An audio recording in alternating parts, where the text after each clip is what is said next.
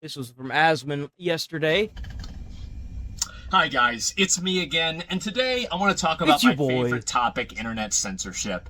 And you know what's really upsetting? The fact that every single other government in the world seems to have that in common with me. Every other government right now is making laws, rules, and regulations for what can and can't be on the internet. And there is a little phrase that my mom used to always tell me, and it used to be, the road to hell is paved with good intentions. And what he means by that is when these lawmakers pass laws that quote unquote help kids not see stuff on the internet because they kill themselves, which is not true.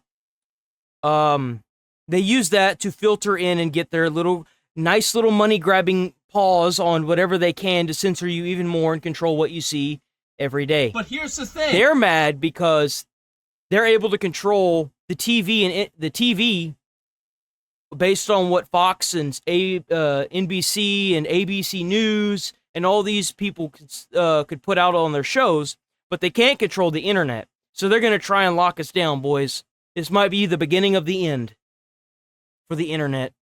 These people don't have good intentions. They say it's for the kids. Sure. Oh, yeah. Yeah, no, I think, yeah, sure. You don't want to have kids on social media. You don't want to have kids looking at certain weird stuff. Very true. But let's be honest. The real reason why they're doing it is the same reason why YouTube removed dislikes. It's very simply because companies that are running advertising campaigns, pushing narratives and social agendas that aren't popular, and also governments that are doing the exact same thing, were upset and getting their feelings hurt because the people had the power of consensus. The people had the power of assembly, and they would assemble on just like all the Americans talking about the Epstein files, but you notice that the media has completely went away from it now. They're trying everything they can to not talk about it. A little red line on the bottom of a video, and it would show everybody else that this is bullshit. How many times have you guys read an article and you thought to yourself, this is the stupidest fucking thing I've ever read in my entire life? And you scroll down to the comment section and the top comment says the exact thing that you think. And you're like, okay, I'm not crazy. Well, guess what? How do you solve that problem if you're the company? Do you write better articles? Absolutely not. Nope. No, of course not. You just delete the comments that say that things are negative.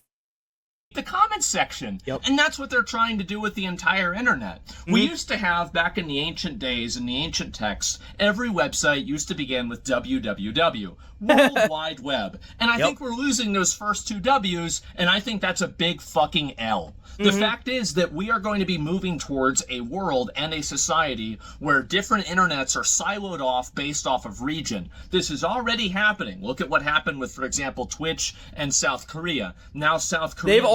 So to give you an idea, the UK has already made it to where you need to get an ID for Spotify. You need to get an ID for YouTube to prove that you're 18 or older. YouTube has a new AI system implanted now, where if, depending on the type of content you watch, depending on facial recognition, it will give you content based on your, like if you watch Minecraft stuff, it's going to give you,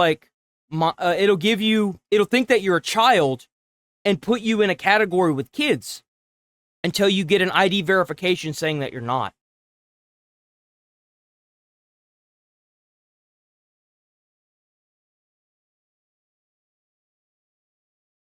That was the whole reason why they tried to get their hands on TikTok. Why the US tried to get them to sell TikTok to the US still is because they can't control the fact that people are hurting everywhere. It's not just in one place.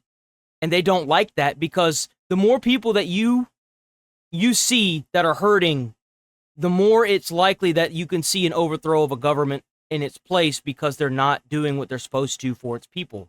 And our government isn't. Our government is not doing what it's supposed to for its people at all. Quite the opposite. Websites are pretty much unique, and they do their own thing by themselves. So, of course, every government in the world would be all on board for this the minute it happens, regardless of what the people say. That's why you've got riots right now in the UK because of this. This, in my opinion... They're not going to say that it's from that, but that's what it's from. They're very good at censoring it. Is just a precursor of what's going to happen all across at least the Western world. Now, whenever I have conversations about this, I'm having conversations about this from the context of an American, okay? We have more freedom of speech than many other people in the world. And so when I say something like, the reality is, I think, and this is... The problem is that we can't hide from this. It's already trying to get passed in the U.S. This is the truth, okay? You might not like this, you might not want to hear it, but if you're realistic and you take your fucking idealism cap off just for a second, you're going to realize this is true. We're going to have real ID on the internet. Yep. It's going to happen. Yep. You might not like it. I don't necessarily like it, but it's going to happen. And it's not going to be in 20 years. It probably won't even be in 10 years. It'll probably be sooner than that, and I wouldn't be surprised if things keep going the way that I think they are, that it happens even sooner than that. Oh, yeah. We're having this happen with social media. You had Spotify, and you had YouTube, too. And YouTube and Spotify are asking for your IDs now to make sure that you're not underage. And they have an AI checking system. So if you say it's lit or on God, you instantly get sent to YouTube Kids, which honestly, I kind of think that's doing everybody a favor, right? But the reality is that YouTube and Spotify shouldn't be the ones that are doing this. They should not be the ones handling your drive. Yeah, that's another concern, is like, these companies are going to sell your data, and now they have a picture of your ID that you have to use to verify yourself. They should be giving that information to a third-party government company that handles all that information. Like, if you, if you were to want to get ID verified, or it forces you to get ID verified, it shouldn't be through the company. It should be through a third-party government application that the government has set up, that only the government can see, because they're the ones who issue IDs anyway. They're the ones who issue your social, your birth certificate. They're the ones who give you these things. They should have a third party verify that stuff, as opposed to giving your personal information, your ID of all things, to these companies. Driver's licenses. They shouldn't be the ones handling your personal information. How'd that go with the T app, by the way? So in case anybody... The T app was an app where women would get on and they would talk shit about men and give them red flags after they would date them. And the T app got leaked, and everyone's IDs and driver's licenses and locations, pictures of themselves all got leaked. Messages over like 300, I think it's like 3 million messages all got leaked, all got released, everything. Doesn't know, the T app was an app made for fat, ugly, middle-aged women to post pictures and attack men who didn't call them back after the first date because of the obvious reasons. And guess what happened? Well, in the most pristine and pure version of karma possible, all of these women who had their information, were putting out their information to, basically like posting the public information of these men against or without their consent, had all of their public information and private information leaked completely to the public. And now you saw the pictures of all the people, and man, oh my God. So many. Stereotypes exist sometimes for a reason. Yes, sir. And so anyway, this happened, and I'm not going to say it's a hack, because there was no security, there was nothing. The guy that was running this this app, apparently, I heard that after he gets done running this app, Sony's going to hire him for their privacy division. So that's pretty much where we're at now. And I don't want to have YouTube get hacked. I don't want to have Spotify get hacked. The reality is that we need some degree of authentication token, verification, or some sort of third-party thing that verifies that maybe you are an adult, or you are an actual person, you are above this age, but it does not provide that information to the end user or the end company that's actually trying to verify this. We need a validation token system. And if we don't have this, and I know people might say, no, we're not going to have any of this, it's bad.